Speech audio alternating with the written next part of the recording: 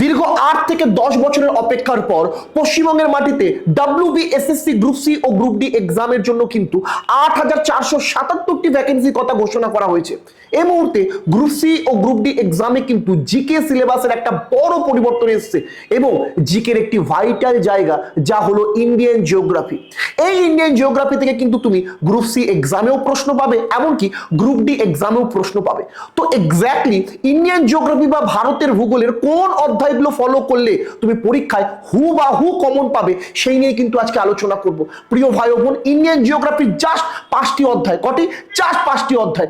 তা হলো ভারতের ভূপ্রকৃতি, ভারতের নদ নদী, ভারতের জলবায়ু ও মৃত্তিকা, ভারতের কৃষি ও শিল্প এবং ভারতের জনসংখ্যা ও জনঘনত্ব।